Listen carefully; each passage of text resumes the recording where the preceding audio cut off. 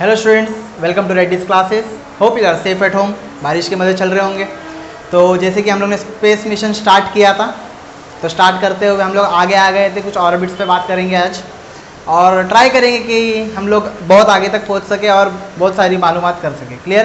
So let us start with some high earth orbit. Last lecture में हम लोगों ने एक क्रिटिकल वेलोसिटी का डेरिवेशन डिराइव किया था। याद होगा आप लोगों को, याद नहीं होगा तो जाकर के एक बार लेक्चर को देख लीजिए फिर से। ओके, तो क्रिटिकल वेलोसिटी का जब लेक्चर हम लोगों ने लिया था, तो late us start with the high earth orbit. देखो, तीन ऑर्बिट्स के बारे में बात करेंगे हम लोग। High earth orbit, medium earth orbit और लो अर्थ ऑर्बिट के बारे में बात करेंगे। तो चलिए स्टार्ट करते हैं हाई अर्थ ऑर्बिट से। Okay, you can see here first of all height from the earth surface, मतलब अर्थ के सरफेस से हाइट कितनी होनी चाहिए? It should be greater than और 35,780 किलोमीटर, या तो ज्यादा या तो इतना हो जाए। ओके, तो इस पूरे पैराग्राफ में हम लोग जानेंगे कि हाई अर्थ ऑर्बिट क्या बोलता है। If the height of the satellites orbit above the earth surface is greater than और equal to this, means 35,780 kilometre, the orbit is called high earth orbit. What does it called? High Earth orbit. It can be asked in your MCQs. Clear? Make sure about it. Clear? As you will see in the next solved example, there is one solved example. You have to see it. Refer your textbook. A satellite revolving in an orbit. See, first of all, satellite will revolve in the Earth's orbit itself. Around how much kilometers? You can see the kilometers given below. The above the Earth's surface will take around 24 hours to complete one rotation. If that satellite has to complete one rotation, it will take 24 hours to complete it. Is that clear? Now, secondly, we know that the Earth also take almost 24 hours for one rotation. See, first of all, the Earth will also revolve and it take 24 hours to complete its one rotation or revolution. Exactly same. See here. Make sure this is our Earth orbit. Clear? Okay, Earth is revolving and around it the satellite will also revolve in the same particular manner. Clear? Satellite also take 24 hours for one rotation, as well as the Earth also take 24 hours to one rotation, for one rotation. Clear? If they rotate from this particular point, they will be parallel to each other. They will be rotating parallelly. See here, now it has been given, if the satellite is revolving in an orbit parallel to the equator, the time of the revolution for the Earth around itself and that for the satellite to revolve around the Earth being the same. See, if they are revolving in such a manner, they will be parallel to each other around its orbit, as well as it will be same. Is that clear till now? Secondly, the satellite will appear to be stationary with respect to Earth. With respect to Earth, the satellite will be stationary. There मतलब वो तो वैसा ही रह जाएगा वहां पर. Clear? Secondly, for a passenger in one vehicle, another vehicle moving parallel to him with equal velocity appears to be stationary. Same चल रहा है तो क्या लगेगा? स्टेशनरी लग जाएगा, उसी के बारे में बात कर रहा है वो. Okay, secondly, this is what happens here also. यहां पर भी सेम टू सेम मैनर में चीजें होती है. This satellites are therefore called geosynchronous satellite. Make a note of it. What does it called? Geosynchronous satellites. Okay, since these satellites are stationary with reference to the Earth, they can observe a specific portion of the Earth at a time. Make a note. एक ही time पर वो पूरा का पूरा अर्थ का observation ले लेगा. Secondly, continuously. Clear? Therefore, they are used in applications like meteorology and for carrying signals from telephone, television, radio, etc. Use तो समझ में आ गया रहेगा टेलीफोन, टेलीविजन, रेडियो एक्सेट्रा देखने के बाद ही. और मीटरोलॉजिकल डिपार्टमेंट का मतलब तो पता ही है आप लोगों को कि क्या होता है. 9th स्टैंडर्ड में पूरा का पूरा एक चैप्टर उसके ऊपर बेस्ड था. आगे देखते हैं मीडियम अर्थ ऑर्बिट. अब मीडियम अर्थ ऑर्बिट में होता क्या है उसके बारे में भी हम लोग ध्यान देंगे. So the medium earth orbit, the height should be above the earth surface 2000 kilometres to 35,780 kilometer. Okay, if the height of the satellite orbit above the earth surface, मतलब अर्थ के सरफेस से ऊपर वो अगर 2000 किलोमीटर एंड 35,700 किलोमीटर के बीच में है, उस ऑर्बिट को हम कहते हैं middle earth orbit. Is that clear till now? Secondly, the geostationary satellites orbit above the equator Okay, these are therefore not useful in the study of the polar regions. Polar regions की study या इस satellite से होती नहीं है. तो इसका purpose क्या है? The purpose is elliptical medium earth orbit passing over the polar region are used. तो वहां पर ये चीज यूज की जाती है, इसलिए these orbits are also called as what? Polar orbits. In this orbit the satellite complete one revolution. एक revolution कितने घंटे में करता है? 2 से 24 आवर्स के बीच में वो कंप्लीट कर लेता है. Some of these satellites revolve in a circular orbit. कैसे ऑर्बिट में? सर्कुलर ऑर्बिट में रिवॉल्व करता है. Clear of at a height of around 20,200 kilometre above the earth surface. मतलब अर्थ के सरफेस से इतने किलोमीटर पर वो उड़ता है. Clear. Secondly, global positioning satellite revolve इन सच ऑर्बिट. जीपीएस सिस्टम्स जिसके बारे में हम लोग कहते हैं वो यही है, वो इसी ऑर्बिट में रिवॉल्व करता है. Third we have the low earth orbit. See the low earth orbit now. What is given first of all? The low earth orbit, the height above the low earth orbit is between 180 kilometers to 2000 kilometer. अच्छे से देख पा रहे होगे कि हर kilometre ऊपर वाले से उसके बीच में ही वेरी कर रहा है. Clear. If the height of the satellite above the earth surface is between 180 kilometer and 2000 kilometer, the orbit are called as what? Low earth orbit. वो तो सिंपली डिफाइन हो रहा है. Secondly, the satellites used for scientific experiment. सुनना अच्छे से. Scientific experiments and atmospheric studies. अगर atmosphere का स्टडी, क्योंकि नजदीक है, थोड़ा ज्यादा दूर नहीं है, लो अर्थ ऑर्बिट में है, तो समझ में आ जाएगा पूरा. Clear. Depending on the height of their orbit they complete one revolution in around 90 minutes. 90 minute के अंदर, 1.5 घंटे के अंदर वो अपना रिवॉल्यूशन खत्म कर देगा. Secondly, international space station and Hubble telescopes are also revolve in low earth orbit. Hubble telescope और ये जो टाइप ऑफ टेलीस्कोप उसके बारे में बताया हुआ है. क्लियर. वो इसमें रिवॉल्व करता है. मैं आप लोगों को एक इमेज दिखाता हूं जिससे आप लोग पूरा समझ जाओगे कि कौन कैसा उड़ रहा है. सी, ये हमारा अर्थ है, इसके पहले ये जैसे रिवॉल्व कर रहा है इस डायरेक्शन में, तो वैसे ही you can see this direction, दोनों साथ में रिवॉल्व कर रहे हैं. Higher earth orbit. Clear. Secondly, we have the medium earth orbit. And thirdly, you can see the shortest part here given below. This is known as, see here, this is known as what? Low Earth orbit. तो तीनों समझ में आ गया रहेगा आप लोगों को कि कौन कैसे रिवॉल्व कर रहा है. Is that clear till now? ये इसी डायग्राम से पूरा का पूरा अर्थ के ऑर्बिट्स या फिर ऑर्बिट ऑफ द सैटेलाइट कैसे वे में घूमते हैं. तो आगे इसके आप लोगों को कुछ दिया गया है sums example. So you have been given some examples below there with respect to the low earth orbit, middle earth orbit.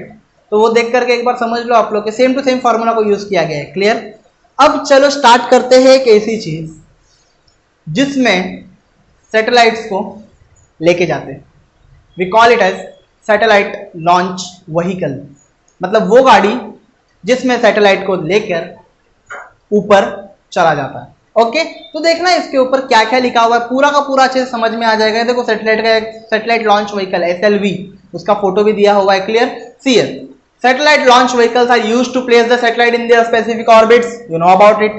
Secondly, the functioning of the satellite launch vehicle is based on the Newton's third law of motion. Every action has equal and opposite reaction. This is the third law of Newton. Clear. Newton's law of motion, third law. Clear. Secondly, the launch vehicle uses specific type of fuels. They need a specific types of fuels. Clear. आप लोगों ने अगर mission मंगल देखा होगा film, उसके अंदर आप लोगों को फ्यूल्स की जानकारी पता चल जाएगी. Clear. The gas produced due to combustion of the fuel expands due to its high temperature. Gas के तो टेम्परेचर तो एक्सपांड हो ही जाएगा. And is expelled forcefully through the nozzles at rear sides of the launch vehicle. As a reaction of this, a force act on the vehicle. The thrust is none other than a force, upward force, which drives the vehicle high in the space. Space में उसको डाल देते हैं. Secondly, the structure of the launch vehicle is decided by the weight of the satellite. कि satellite का वजन क्या है उसके ऊपर डिपेंड किया जाता है कि लॉन्च व्हीकल का स्ट्रक्चर क्या होगा. Clear. Secondly, and the type of the satellite orbit. आप लोगों ने PSLV, GSLV, इनसेट, जीसेट वो सबके बारे में तो वो चार्ट में सिखाया था फर्स्ट लेक्चर में जो कराया गया था. सेम है, उसकी थोड़ी सी हेल्प लो, समझ जाएगा. Clear. The fuel of the vehicle also depends on this factor. कि कौन सा फ्यूल लग रहा है वो भी इसी फैक्टर पर डिपेंड किया जाता है. The fuel forms a major portion of the total weight of the launch vehicle. Fuel का वजन ही यहाँ पर आपके लॉन्च व्हीकल का वेट बताने में हेल्प करता है, मतलब ज्यादा मैक्सिमम पोर्शन वही ले लेता है। Clear? Thus the vehicle has to carry a large weight of the fuel with it to overcome this problem। इस प्रॉब्लम से हटने के लिए, बचने के लिए या कम करने के लिए इस प्रॉब्लम को, launch vehicle with more than one stage are used. More than one stages को यूज किया जाएगा। आप लोगों को बताऊंगा किस 4 स्टेज में लिक्विड फ्यूल या सॉलिड फ्यूल को कैसे डाला जाएगा, मैं डायग्राम के थ्रू बता दूंगा आप लोगों को। Don't worry about it. Secondly, due to this, इस वजह से the weight of the vehicle can be reduce step by step. उसका वजन धीरे धीरे धीरे धीरे कम होते चला जाएगा after its launching. For example, consider a launch vehicle having 2 stage. अगर उसमें 2 स्टेज है, मतलब क्या? For launching the vehicle the fuel and the engine in the first stage are used. First में क्या यूज किया जाएगा? फ्यूल और इंजन को यूज किया जाएगा फर्स्ट स्टेज में। This imparts specific velocity to the vehicle. Vehicle को एक वेलोसिटी मिल जाएगी। उसके बाद में क्या हो जाएगा यहाँ पे? And takes it to a certain height, height में लेके चला जाएगा। Once the fuel in this first stage is exhausted, अगर वो खत्म हो गया, the empty fuel tank and the engine are detach from the main body of the vehicle. Vehicle के मेन बॉडी से ये अलग हो जाते हैं और छूट करके पानी में गिर जाते हैं। ओके ओके, आगे देख लेना। क्लियर? या फिर अनपॉपुलेटेड लैंड के ऊपर भी इसको गिराया जाता है। See, as the fuel in the first stage is exhausted, the fuel in the second stage is ignited। second stage में जो हो जाएगा, क्योंकि मैं 2 स्टेज सिखा रहा हूं आप लोगों को, is ignited। However, the vehicle now contain only one, that is the second stage। अब the weight now being reduced, वजन तो कम हो चुका रहेगा। वजन कम मतलब क्या? अब और स्पीड और वेलोसिटी से वो ऊपर जा सकता है। Secondly, almost all vehicles are made of either 2 or more stages। या तो 2 या तो 2 से ज्यादा। मैं आप लोगों को 4 स्टेज का वाला भी दिखा दूंगा अभी। Clear? Okay. As an example, the structure of the Polar Satellite Launch Vehicle PSLV, जो हमारे इसरो ने, इंडियन स्पेस रिसर्च ऑर्गेनाइजेशन ने बनाया है, वो आपके सामने रखता हूं। सी दिस इमेज, इस इमेज को अच्छे से देख लो। आप लोगों को ये 4 स्टेज है। तो सैटेलाइट कहां प्लेस किया जाएगा? यहां पे। सैटेलाइट कहां प्लेस किया जाएगा? यहां पे। 4 stage using liquid fuel, 3rd stage using solid fuel, second stage using liquid solid, solid liquid, solid liquid, और यहाँ पे इंजन के लिए engine using solid fuel. Clear? मतलब धीरे धीरे सब सब सब सब, मतलब ऊपर जाएगा इतना हिस्सा, ऊपर बस क्या जाएगा? ये पहुंचेगा।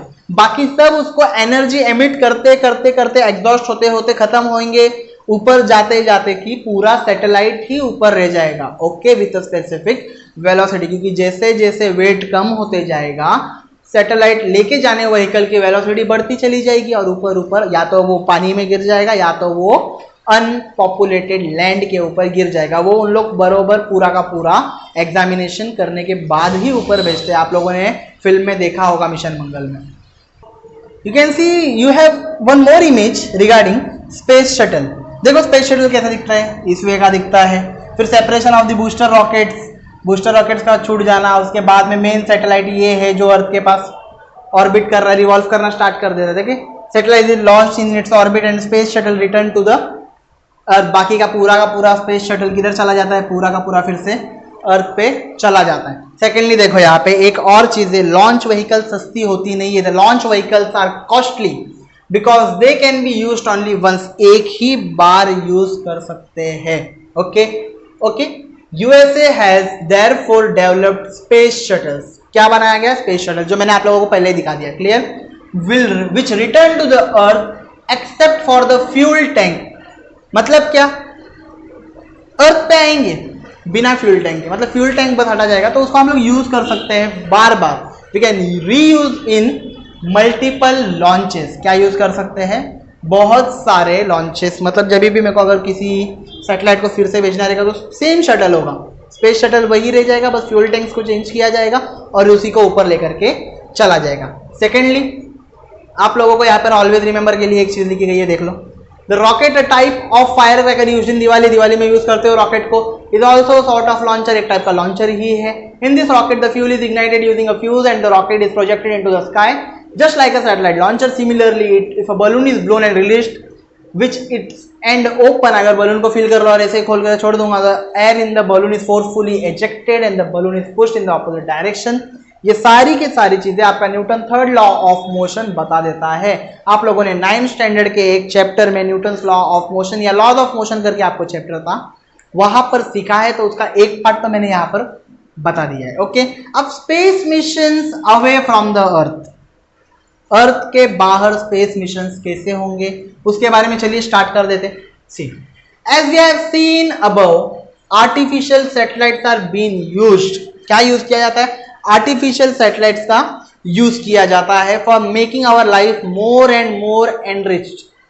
However, in the previous standard, we have learned about how the telescopes abroad artificial satellite are used to gather information. देखते हो ना, images आ जाते हैं कहीं पर कैप्चर करके, to gather information about various objects in the universe. Similarly, some space missions are used to gain further knowledge about the universe. Universe से हम लोगों को और भी ज्यादा नॉलेज निकाल के लेने के लिए अलग अलग टाइप के स्पेस मिशंस किए गए। तो उन स्पेस मिशंस में और क्या आता है देखो, क्लियर।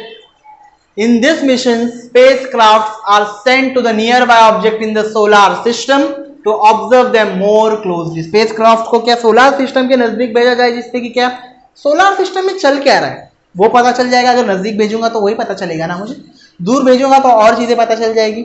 आगे देख लो, new information has been obtained from such missions. ऐसे मिशंस करने के बाद हमें अलग अलग टाइप के और भी ज्यादा इंफॉर्मेशन पता चल गई। इससे it is helping us to understand the creation and the evolution of this our solar system. क्या हमारा सोलर सिस्टम कैसे बना, क्या क्या है, क्या क्या चीजें हैं, आप लोगों को कैसे पता चला जुपिटर है, विनस है, सैटर्न है, नेपच्यून है, कैसे पता चला?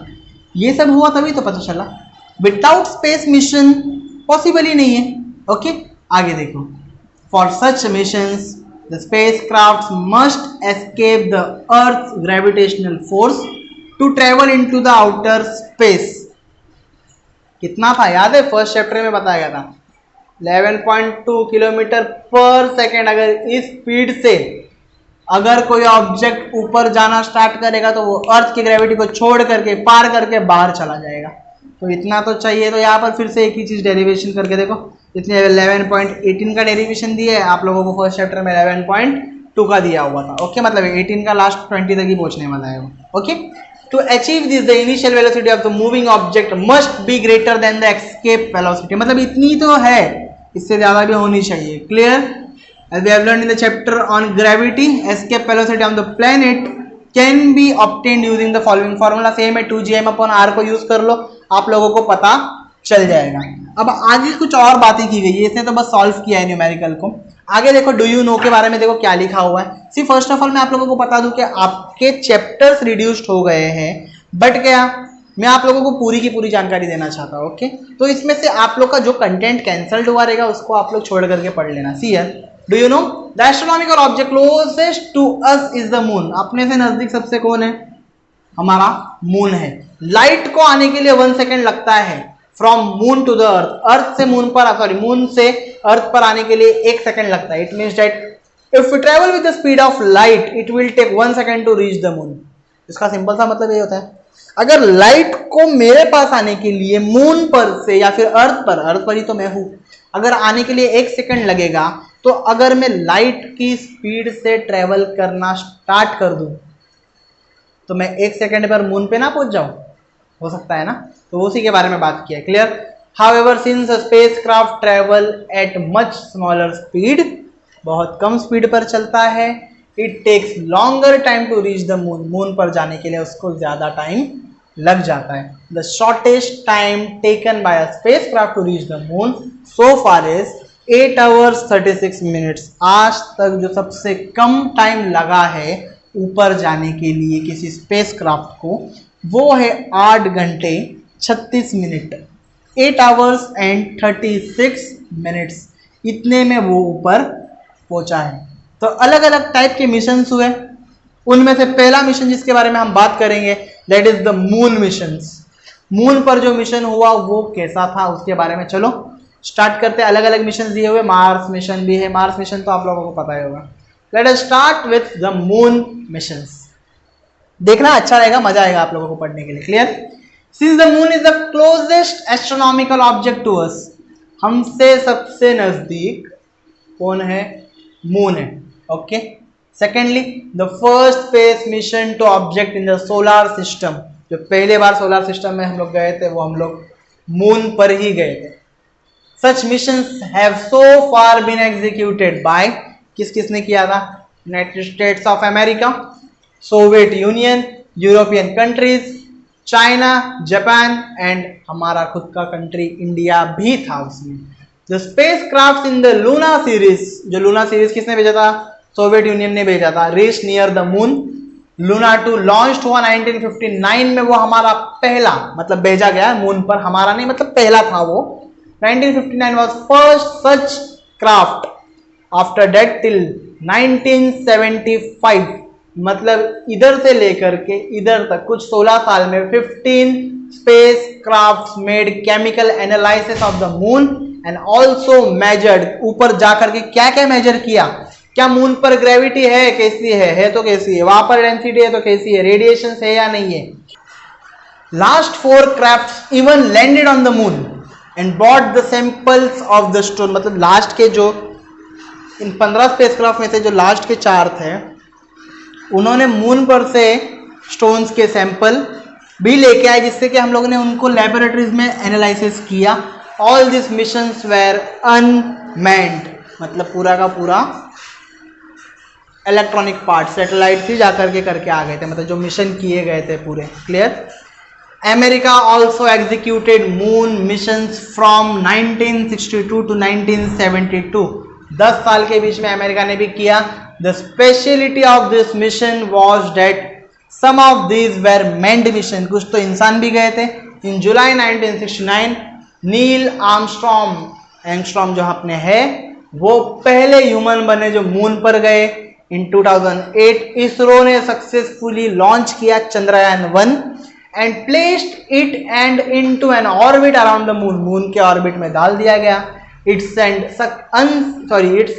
Useful information to earth about a year, एक साल तक, पूरे 1 साल तक वो वहां से कुछ ना कुछ इंफॉर्मेशन हमारे तरफ भेजता रहा। The most important discovery made during the mission was the presence of water on the moon surface, moon के सरफेस पर वहां पर कितना पानी है वो हमें सक्सेसफुली पता चल गया।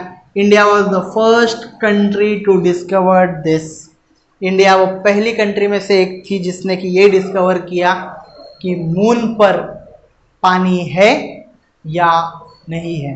क्लियर? तो यहाँ so next is the Mars missions. Mars पर क्या हुआ था देखो। Next to the moon the astronomical object nearest to the earth is the Mars, earth के दूसरा नजदीक जो है वो मार्स है। Many nation send spacecraft to the Mars, Mars पे बहुत सारे स्पेस क्राफ्ट भेजे गए हैं। Mars mission is difficult and almost half the missions were unsuccessful. Mars पर जो भी स्पेस क्राफ्ट को भेजे गए उनमें से बहुत सारे तो मिशंस जो हुए वो अनसक्सेसफुल हुए गए, वो पर हार था, इम्पॉसिबल मिशन से, कुछ मिशन से अच्छे से नहीं हुए। However ISRO's performance in this mission is remarkable and we all must be proud of it, जिसके ऊपर पिक्चर बनी है। The spacecraft Mangalyaan made by ISRO using minimum expenses was launched in November 2013 and was placed into the orbit around the Mars in September 2014. It obtained very useful information about the surface of the Mars and the atmosphere around it. आगे आप लोगों को कुछ Indians जो space research programme में से कुछ गए थे उनके बारे में आप लोग फोटो देख सकते हो। वो है आपके राकेश शर्मा, कल्पना चावला और सुनीता विलियम्स। इनके बारे में तो आप लोगों ने सुना ही होगा। Rakesh Sharma was the first Indian to travel to the space. He went into the space along with 2 Russian astronauts under the joint Indo-USSR space program. He stayed in space for 8 days. कितने दिन? 8 दिन तक रहे।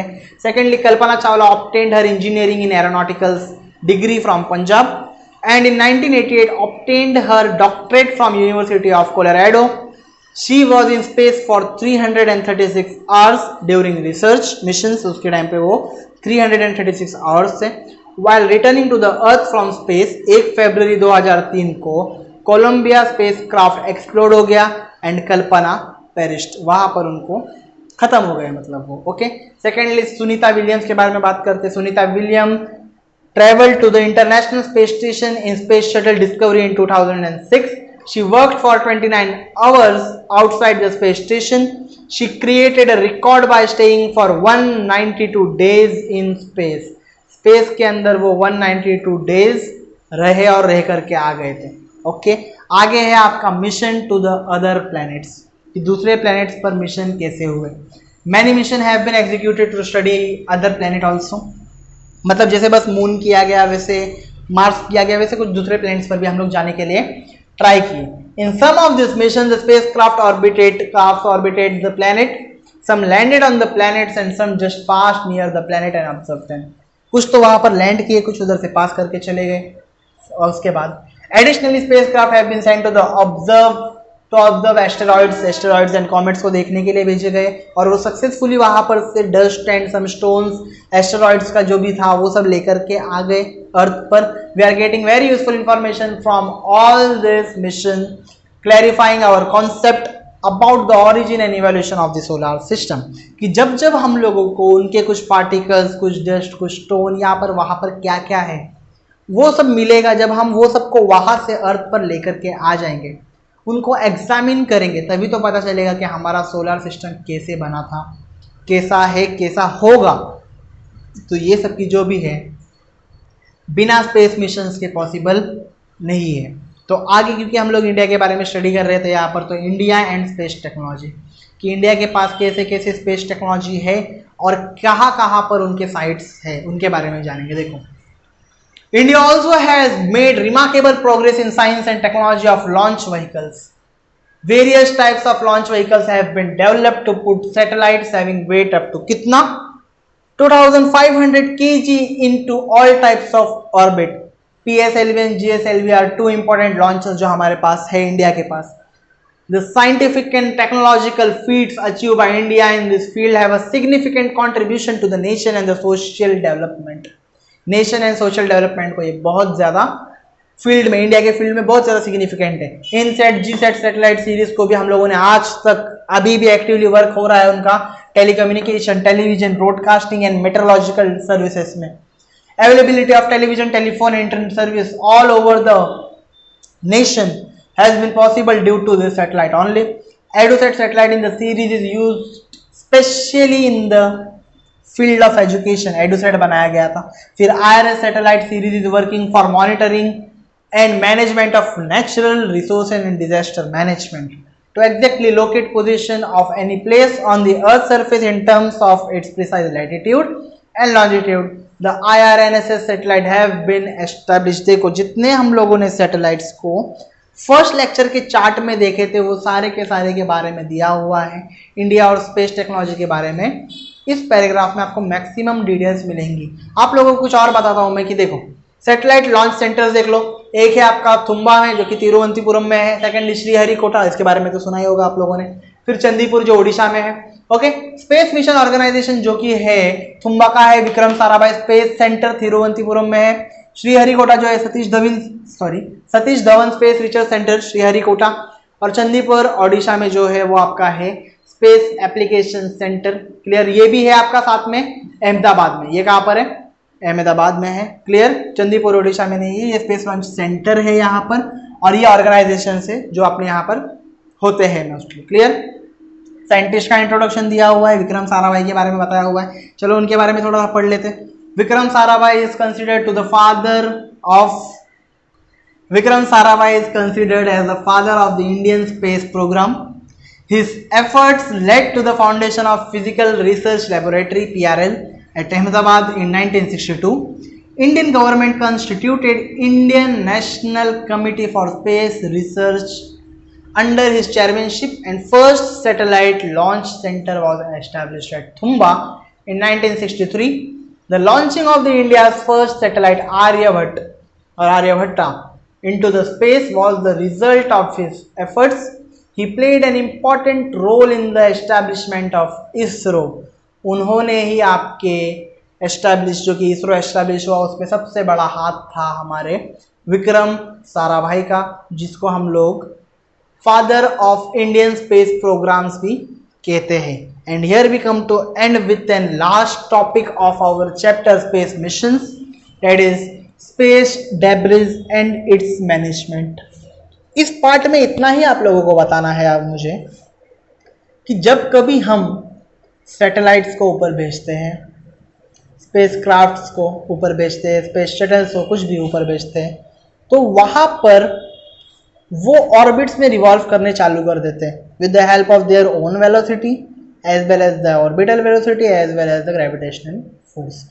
तो क्या हुआ कि ऊपर इतने सारे डेब्रिस को भेजा गया, इतने सारे डेब्रिस बोल रहा हूँ, जो भी चीज़ें भेजे गई है ऊपर, वहाँ पर कचरे जैसा जम गया है वो ऊपर। तो एक टाइम वो ऐसा भी आएगा जब हम वहाँ पे स्पेस मिशंस ना कर पाए, हम दूसरे चीज़ों को ना भेजें, ऐसा प्रॉब्लम हो सकता है वहाँ पे कि हम लोग चीज़ों को वहाँ पर ना भेज पाए, क्योंकि वहाँ पर कचरा इतना भर गया है, फिर सामान इतना भर गया है कि हम लोग दूसरे ऑब्जेक्ट्स को वहाँ पर भेज नहीं पा रहे। तो क्या है ये, यही तो प्रॉब्लम्स है।